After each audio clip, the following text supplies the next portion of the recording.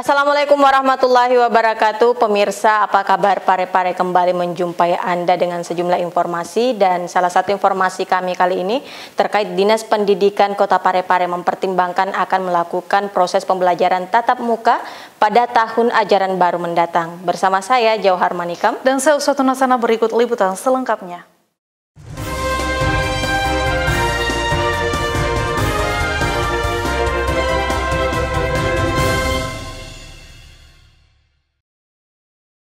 Pemirsa, kita mulai informasi pertama. Cuaca buruk, hujan deras disertai angin kencang yang terjadi Jumat pukul 3 dini hari mengakibatkan banyak rumah warga yang rusak dan pohon tumbang di beberapa titik di Kota Pare-Pare. Hujan disertai angin kencang melanda seluruh wilayah Kota Pare-Pare sejak pukul 3.00 dini hari waktu Indonesia Tengah. Hujan dan angin kencang yang berlangsung hingga subuh pukul 5.00 membuat sejumlah pohon di beberapa titik tumbang. Tidak sedikit yang membuat rumah warga rusak akibat pohon yang tumbang. Kerusakan berat terjadi beberapa lokasi, diantaranya di Jalan Mati Rotasi, Jalan Rambutan, serta di wilayah Lamubeng, Kelurahan Lompoe, yang mengakibatkan atap rumah warga terbang diterjang angin kencang. Bahkan beberapa akses jalan sempat tersendat akibat pohon tumbang. Hingga kini, pihak terkait baik dari Badan Penanggulangan Bencana Daerah Kota Pare-Pare bersama Dinas Pemadam dan Penyelamatan Kota Pare-Pare dibantu oleh tim SAR dari Batalion B, pelopor terus berupaya mengevakuasi pohon tumbang yang terjadi hampir di seluruh wilayah di Kota Pare-Pare. Sejak jam 3 dini hari ada angin kencang. Angin kencang pertama itu belum mengakibatkan beberapa pohon tumbang. Namun setelah 1 jam berikutnya angin kencang disertai hujan deras, ada beberapa pohon tumbang sekitar 20 di beberapa kelurahan Kota Pare-Pare.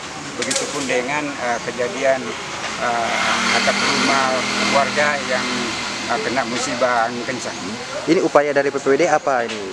Upaya kami alhamdulillah sampai dengan laporan masuk sampai ini hari sudah 3 jam kami bersama tim Brimob juga melakukan eksekusi terhadap pohon tumbang dan melakukan validasi terhadap rumah warga yang terkena dampak angin kencang.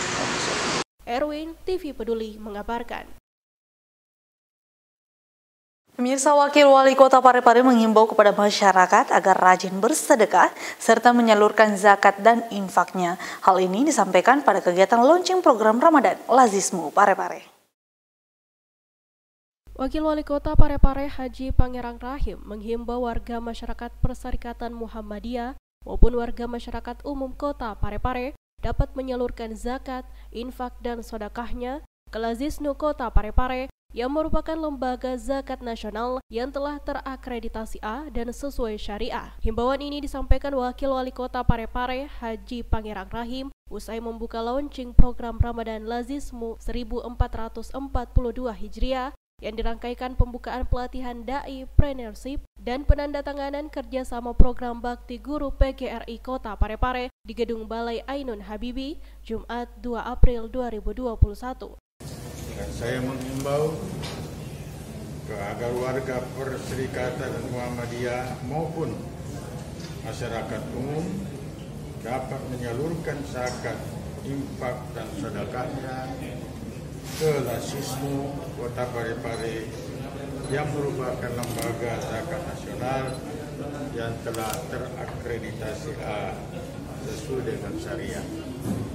Pada kesempatan tersebut, Wakil Wali Kota Pare-Pare Haji Pangerang Rahim juga mengajak Lazismu Kota Pare-Pare dengan peluncuran program Ramadan 1442 Hijriah untuk mensosialisasikan kemudahan pembayaran zakat, infak dan sedekah, baik itu secara online maupun offline.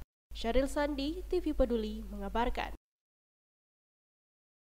Saudara, banyaknya rumah warga yang rusak akibat cuaca buruk beberapa waktu yang lalu, pemerintah daerah langsung turun melakukan validasi data kerusakan agar nantinya bantuan dapat tepat sasaran bagi korban bencana. Hujan disertai angin kencang yang terjadi pada Jumat dini hari mengakibatkan sejumlah rumah warga di Kota Pare-Pare rusak akibat diterjang angin kencang. dan tertimpa pohon yang tumbang. Menyikapi itu, pemerintah Kota Parepare sigap menerjunkan tim verifikasi dan validasi kerusakan pasca bencana melalui Badan Penanggulangan Bencana Daerah. Tim verifikasi dan validasi melakukan pendataan secara rinci dan detail terkait kerusakan rumah warga terjangan angin kencang yang terjadi sejak pukul 3.00 dini hari. Kepala Seksi Rehabilitasi dan Rekonstruksi BPBD Parepare, Nasrullah, menjelaskan pendataan dilakukan untuk memastikan data-data kerusakan akibat bencana. Pendataan secara real dilakukan untuk memastikan agar bantuan material dapat secepatnya disalurkan kepada warga yang terkena dampak bencana angin kencang. Adapun bantuan yang telah disiapkan berupa bahan material dan akan segera disalurkan ke rumah warga yang terdampak. Kami dari tim rehabilitasi rekonstruksi ke lokasi setelah menerima laporan untuk memastikan bahwa benar ada kejadian. Kemudian daripada itu kita menghitung kehilangan dan kerusakan yang terjadi dampaknya. Kami akan memberikan acara validasi. Dari hal itu kami teruskan untuk dimintakan permohonan bantuan kepada Bapak Wali Kota melalui Kepala Pelaksana Badan Penanggulangan Bencana Daerah Kota Parepare. Demikian. Itu biasanya berapa lama Pak setelah pendataan dan dikucurkan bantuannya? Secepatnya Ibu, artinya kami usahakan secepatnya. Tergantung juga ketersediaan stok yang ada pada kami. Bantuannya itu berupa bahan material Pak ya, sesuai dengan kerusakan? Bahan material, ya. Betul. Erwin, TV Peduli, mengabarkan. Komunitas pendakwah keren laksanakan dakwah camp dalam rangka menyambut bulan suci Ramadan guna mempersiapkan para dai muda agar nantinya siap berdakwah di bulan suci. Berikut liputan selengkapnya. Dalam rangka menyambut bulan suci Ramadan, komunitas pendakwah keren Parepare melaksanakan dakwah camp.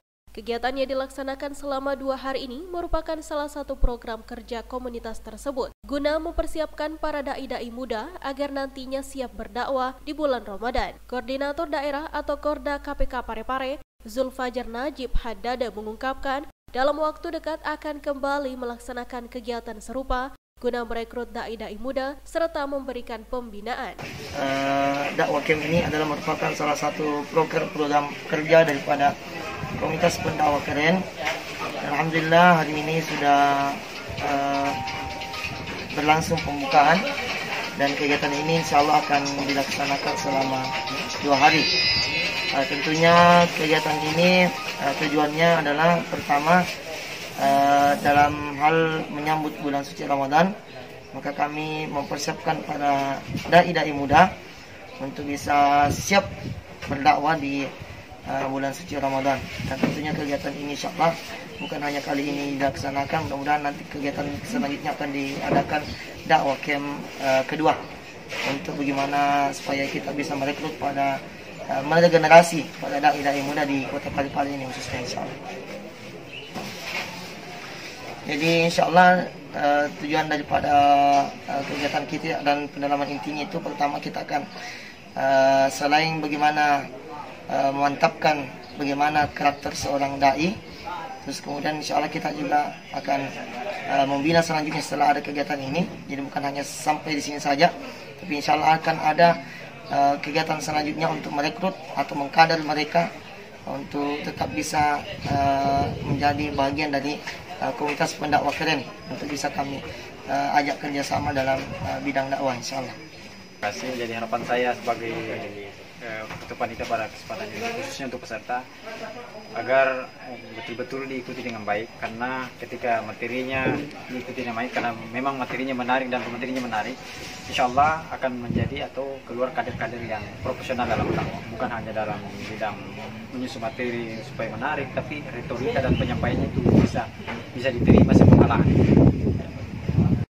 Para peserta yang hadir pada kegiatan ini diharapkan dapat mengikuti materi dengan baik. Insert, Sri Ayu, TV Peduli, mengabarkan. Pemirsa, sudah lebih dari setahun sejak pandemi COVID-19 melanda, para orang tua menjadi guru di rumah. Kini jumlah kasus COVID sudah menunjukkan penurunan, bahkan Kota Parepare sudah berada di zona hijau. Berdasarkan hal tersebut, Dinas Pendidikan dan Kebudayaan Kota Parepare mempertimbangkan akan mulai melakukan pembelajaran tatap muka langsung pada tahun ajaran baru mendatang.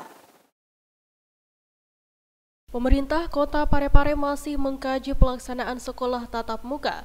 Meski demikian, besar kemungkinan sekolah tatap muka akan dilakukan pada tahun ajaran baru Juli 2021 mendatang. Berbagai pertimbangan ditempuh, salah satunya vaksinasi tenaga pendidik yang terus dilakukan. Kepala Dinas Pendidikan dan Kebudayaan Kota Parepare, Arifuddin Idris menjelaskan ada 2 syarat terkait kesiapan yang harus dipenuhi sebelum melakukan sekolah tatap muka, yakni kesiapan eksternal dan internal. Dalam hal ini kesiapan orang tua dan kesiapan pihak sekolah dalam melakukan pembelajaran tatap muka yang sesuai dengan prokes, agar tidak terjadi penyebaran COVID-19 di lingkungan sekolah nantinya, seperti penyediaan masker dan disinfektan. Pemerintah seperti yang disampaikan oleh Bapak Wali Kota bahwa beliau sangat berterima kasih atas sudah zona hijaunya Parepare ya, karena ini semua dukungan dari masyarakat. Nah selanjutnya kemarin kami sudah memanggil kepala sekolah untuk hasil pendataannya. Jadi begini, untuk tatap muka itu terlepas dari nanti zona hijau atau bukan, atau itu kan ada 2 syarat sebenarnya, yaitu terkait kesiapan syaratnya, kesiapan internal dan eksternal. Kesiapan internal adalah kesiapannya sekolah sendiri. Kesiapan sekolah ini ada 2 lagi, yaitu fisiknya dan non fisik. Kalau kesiapan fisik terkait dengan sudah adakah termoscan, alat pengukur suhu tubuh, yang rasionya berbanding dengan jumlah siswa. Yang sampai ada sekolah mengatakan ada termoscan saya 1, dilihat siswanya mau sekolah ternyata 200-an misalnya, seperti SMP yang sampai bisa banyak ratusan siswa itu kan. Yang kedua adalah ada sprayer, alat penyemprot, dengan yang ketiga adalah disinfektan, karena sebelum dan sesudah pembelajaran ruang kelas harus disemprot, ya kan. Nah, termasuk fisik yang tersedia, air mengalir di depan kelas. Kalau ada wastafel lebih bagus, tapi kalau itu mengalir langsung ke saluran drainase boleh, dengan sabun pencuci tangan dan hand sanitizer yang di situ. Nah, kemudian masker. Apakah sekolah menyiapkan masker? Bukan untuk seluruh siswanya, tapi cadangan. Karena dalam perjalanan bisa saja anak-anak ada yang tidak layak maskernya dia pakai, harus diganti, diberikan. Karena mungkin dari keluarga yang kurang beruntung, sehingga masker kadang dia pakai 2 hari, 3, seterusnya itu sudah tidak layak. Nah, itu kesiapan fisik sekolah. Kesiapan non fisik sekolah adalah SOP. Bagaimana mengatur anak-anak datang, mengatur pulang, jarak duduk, tidak ada kantin, bagaimana tidak ada keluar main. Ya gitu kan semua, hanya sistem shift. Nah, inilah semua. Sedangkan itu kesiapan internal, sedangkan kesiapan eksternal adalah kesiapan orang tua. Itulah kami tadi beritahu kepada sekolah untuk melakukan pendataan, karena di syaratnya itu boleh tatap muka anak-anak, ada izin orang tua. Tapi izin bukan sekadar izin, tapi di situ menuntut adakah tanggung jawab orang tua terhadap proses tatap muka ini. Apa contohnya? Kalau memang anaknya susah dikontrol, antar, jemput. Karena persoalan bisa timbul, anak-anak ke sekolah, tertib di sekolah, tapi setelah keluar dia tidak langsung pulang. Sekian ribu ini tidak mungkin terkontrol optimal oleh guru kalau tanpa bantuan orang tua. Nah ini kan semua menjadi Berdasarkan data pertanggal 29 Maret kemarin, jumlah tenaga pendidik yang telah divaksin sudah berada di angka 800 orang guru. Sri Ayu, TV Peduli, mengabarkan. Masjid Terapung B.J. Habibie mulai dibangun Juni mendatang yang berlokasi di Jalan Mati Rotasi, Kelurahan Capa Galung. Berikut liputannya. Seperti inilah desain rencana pembangunan proyek salah satu ikon kota Parepare yang bakal hadir di tahun ini. Berlokasi di Jalan Mati Rotasi, Kelurahan Capa Galung, dengan luasan 70 meter ke arah laut, Masjid Terapung B.J. Habibie yang berarsitektur memukau ini akan melengkapi rest area Mati Rotasi Waterpark yang juga rencananya akan dibangun nanti. Hal tersebut dikatakan Kadis PUPR Parepare, Syamsuddin Taha, Jumat 2 April 2021. Kedua, untuk menunjang teori telapak kaki itu, bahwa kita bikin beberapa spot untuk dapat menarik kita harapan sampai 500.000 telapak kaki pada di Parepare. Kalau terkait COVID, DID itu sudah 30% itu DID dan 55 itu untuk penanganan COVID. Jadi sudah cukup untuk itu. Saya pikir itu. Kalau penanganan COVID, DID sudah ada, untuk dana DAO juga sudah ada 8%. Jadi itu untuk penanganan COVID. Jadi Parepare juga sudah alokasikan itu sudah cukup untuk itu. Jadi yang terpenting dari itu bahwa ini merupakan satu kesatuan dari rest area Tirtasi Water Park. Kedua, untuk menunjang bahwa Parepare merupakan kota santri. Berapa? Masjid ini akan menjadi daya wisata bagi masyarakat. Jadi bukan cuma itu, dia menunjang wisata, jadi itu industri tanpa cerobong asap.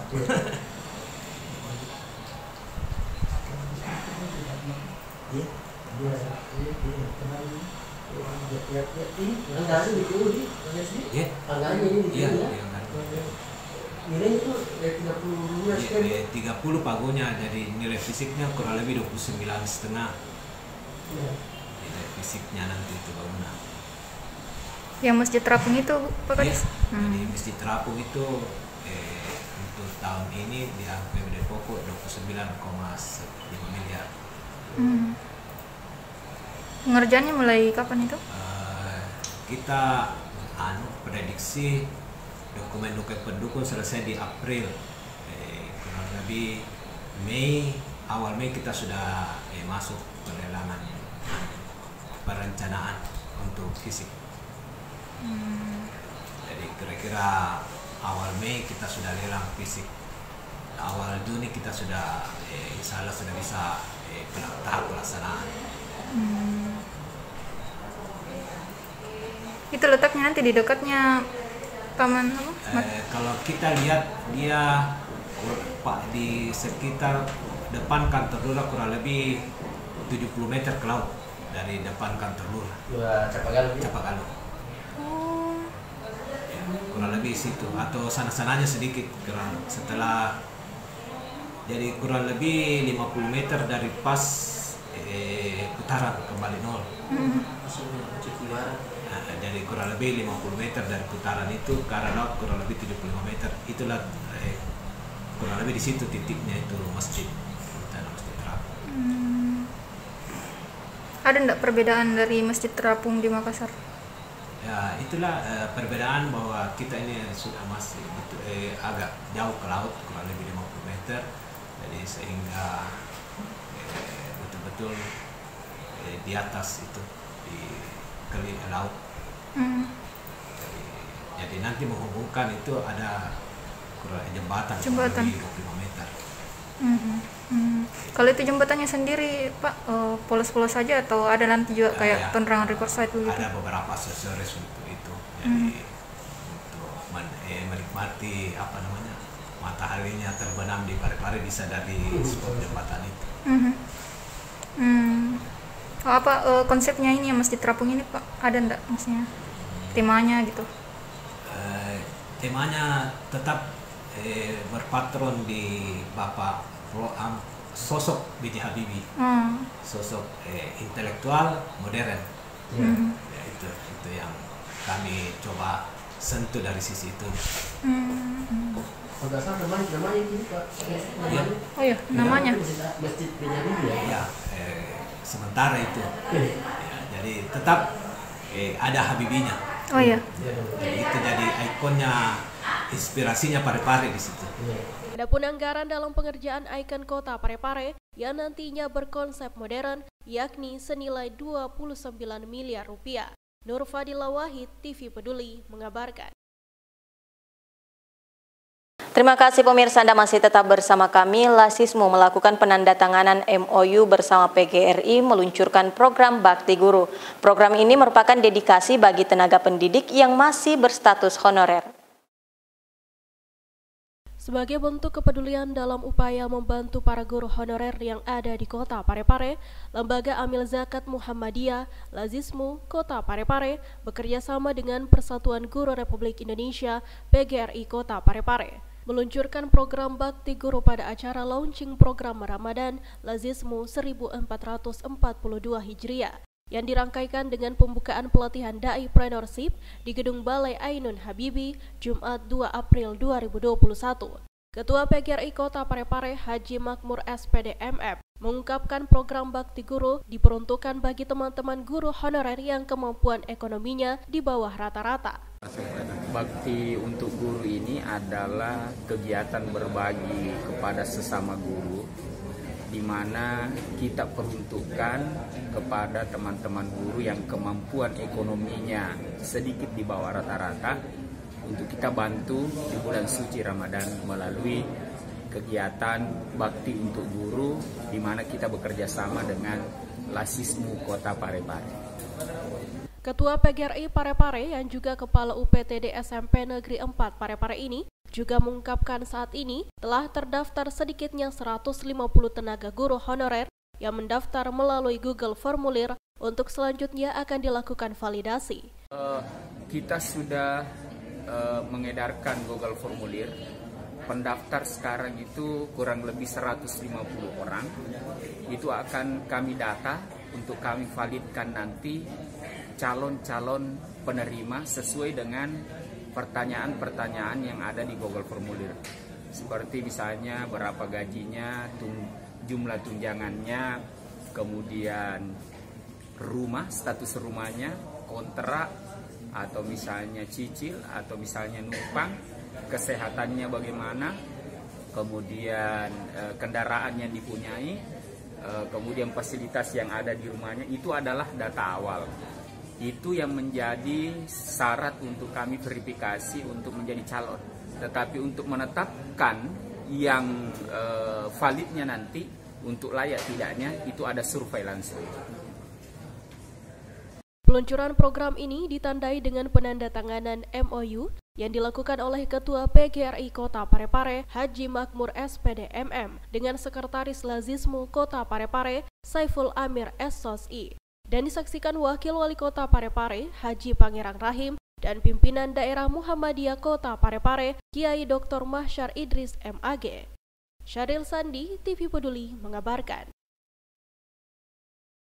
Pemirsa, untuk sistem pendaftaran pasien dan pengambilan nomor antrian di Rumah Sakit Umum Daerah Andi Makassau kini bisa melalui aplikasi WhatsApp yang dapat memberikan kemudahan bagi pasien. Pasien bisa mengambil nomor antrian di Rumah Sakit Umum Daerah RSUD Andi Makassau dengan mudah melalui aplikasi WhatsApp. Kepala Bidang Infokom RSUD Andi Makassau, Haja Siti Mukarramah Hasan mengatakan, untuk sistem pendaftaran pasien tersebut, pasien hanya perlu menyediakan KTP dan BPJS untuk selanjutnya dikirim ke layanan WhatsApp sehari sebelum berobat. Selain dari mendaftar langsung, ini sudah lama rumah sakit mengadakan pendaftaran online. Adapun persyaratannya mendaftar online, yang pertama KTP, rujukan kartu BPJS dengan menelpon nomor WA 0821 1245 3317, tetapi setelah mendaftar online 1 hari sebelumnya. Setelah itu dia pasien langsung ke loket. Langsung. Adapun layanan antrian berbasis aplikasi WhatsApp tersebut dapat diakses melalui nomor 082 112 453 317. Nur Fadila Wahid, TV Peduli mengabarkan.